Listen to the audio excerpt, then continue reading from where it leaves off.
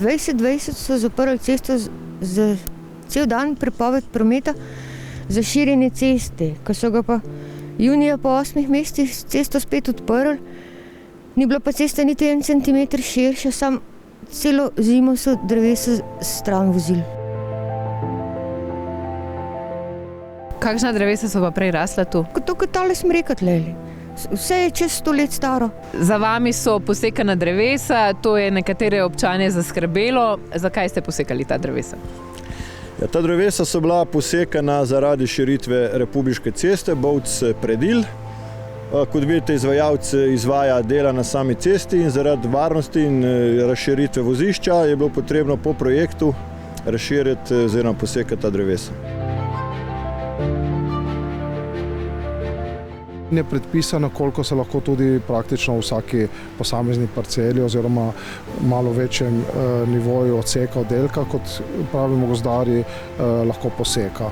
In v bistvu, ko izrazi lastnik željo, da bi v svoji parceli posekal določeno število dreves, to izrazi revirnemu gozdarju, Zavodu za gozdove Slovenije, ki preveri, ali je tam posek po naših načrtih možen in če je možen, gresta skupaj na teren in drevje označita, gozdarji rečemo odkažeta za posek.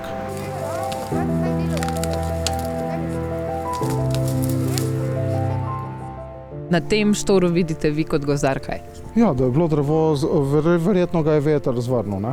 In potem je bilo pač, ko je bilo drevo odžagano, kar je prav, ne, zato ker smo v smrekovem sestoju, zaradi podlubnikov, so drevo pač požagali in ko se ga požaga, se pade nazaj, ne.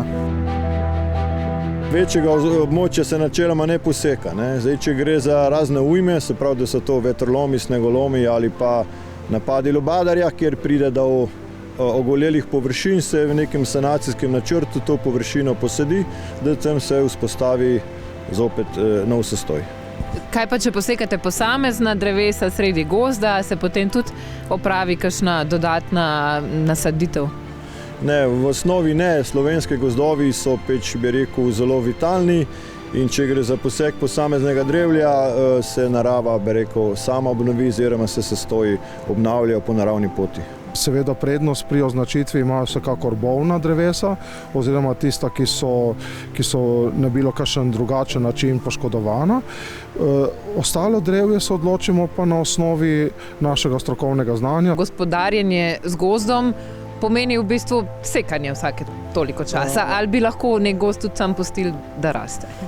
Lahko bi ga pustili, da rase, ampak potem se vprašamo, od kje bi imeli les za gospodarstvo, ki ga rabi, se pravi les za gradnje, les za pohištvo, ne. V končni fazi ljudje rabimo surovino kot les, ne. In še to prednost ima seveda, da je to eden redkih obnovljivih virov energije, ne. Gospod skrbi za to drevo tukaj, kaj je najbrž bilo s tem drevesom? Se vidi, da je bilo gnilo drevo, ne.